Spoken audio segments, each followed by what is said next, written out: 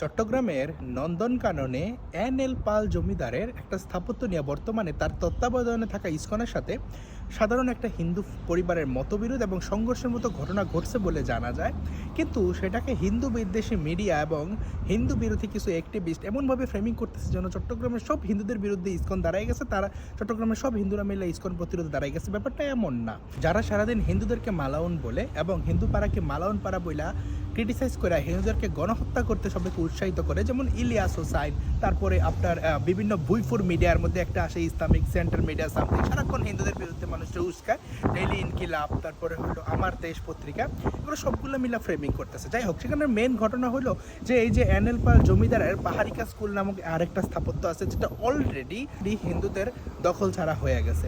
কিন্তু এই যে এন.এল. পাল যে ভবনটা আছে সেখানে সেই এন.এল. পাল জমিদারের উত্তরাধিকারী একদম আইনিভাবে ইসকনের হাতে হস্তান্তর করে তত্ত্বাবধান ক্ষমতা, এবং সেটা তার উত্তরাধিকার প্রেস কনফারেন্স করে বলছে। তাইলে এখানে আসলে মানুষের বলার কি? কিন্তু সেখানে যেই ফ্যামিলিটার সাথে ঝামেলা, তারা থাইকা আসছিল এবং তারা অন্য মতের হতে পারে, বাট তারা বৈষ্ণব ধারার প্রতি শ্রদ্ধাশীল না।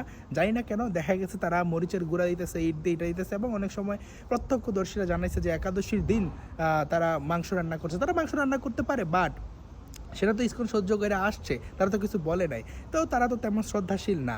এখন দেখেন, এটা ঝামেলা হইতে পারে, সেটা নানানভাবে এটার সলিউশন করা যায়। তো সে একটা দেবোত্তর সম্পত্তিতে যেটার তত্ত্বাবধানে ইসকন সেখানে আরেকটা স্থাপত্য নির্মাণ করতে যায়, তখন স্বভাবতই ইসকন বাধা দেয় এবং সেটা নিয়ে এই ঝামেলার সূত্রপাত। এখন দেখেন, এই জমিটার তত্ত্বাবধানে যেহেতু ইসকন, সেটার রক্ষণাবেক্ষণের দায়িত্ব ইসকনের হাতে। এখন সমগ্র সনাতনী সম্প্রদায়ের উচিত যে ঘোলা জলে মাছ শিকার করতে কাউকে না দেওয়া, এবং সেই পরিবার নাকি বলছে এখানে তারা স্থাপত্য করতে না পারলে সেটা নাকি তারা মুসলিমদেরকে দিয়ে দিবে। কেন ভাই? বাংলাদেশের অনেক দেবোত্তর সম্পত্তি, অনেক অর্পিত সম্পত্তি তো মুসলিমদের দখলে আছে, তাহলে তো এখানে নতুন করে তাদেরকে দেওয়ার তো দরকার নেই। এটা ইসকনের তত্ত্বাবধানে আছে, এটা হিন্দু সমাজের কাজে লাগতেছে, এটা আপনাদের সহ্য হইতেছে না। যেমন অনেক হিন্দু আছে দেখবেন যে চট্টগ্রামের প্রবর্তক সংঘের অনেক জায়গা জমি দখল হয়ে আছে, সেটা নিয়ে কথা বলবে না। শ্রাইন কমিটির অনেক জায়গা জমি দখল হয়ে আছে, আপনার ঢাকেশ্বরী মন্দিরেরও তো অনেক জায়গা দখল হয়ে আছে দেবোত্তর সম্পত্তি, সেগুলো নিয়ে কথা বলবে না। কিন্তু হিন্দুরা দেখছে ইসকন হিন্দু সমাজের কাজে লাগতেছে, এটা নিয়ে খুব চুলকানি আছে। এবং দেখবেন মানে যোগেন মণ্ডলের পারফেক্ট উত্তরসূরি, এবং সে বলছে যে দলিত মুসলিম ভাই ভাই, এরপরে সে নিজে ইন্ডিয়া পালাই গেছে। তেমন তো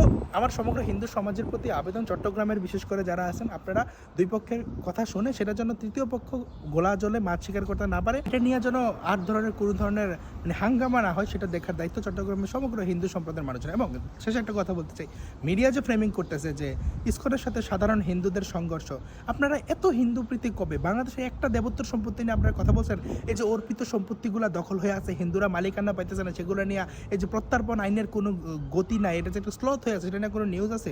আপনারা জানেন যে ইসকন হিন্দু না, ইসকন তো সনাতন সংস্কৃতির একটা ধারা, হিন্দু ধর্মের একটা ধারা। হ্যাঁ, তারা হতে পারে তাদের মত ভিন্ন, তাদের আরাধনার মানে যে ওয়ে ভিন্ন, কিন্তু তারা তো হিন্দু, তারা সনাতনী। কে সনাতনী কে সনাতনী না, কে এই হিন্দু কই ওই হিন্দু, সেটা তো আপনাদের ভাই ডিভাইড করার দরকার নাই, এটা আমরা বুঝা নিব। ইসকনও হিন্দু, ওই পরিবারও হিন্দু, সুতরাং সবাই এই ব্যাপারটাকে আইনিভাবে হোক, সামাজিকভাবে হোক, যতভাবে হোক, এটা সমাধানের রাস্তায় আসা উচিত। ধন্যবাদ সবাইকে। ভিডিও ভালো লাগলে লাইক, কমেন্ট, শেয়ার করে পাশে থাকতে পারেন।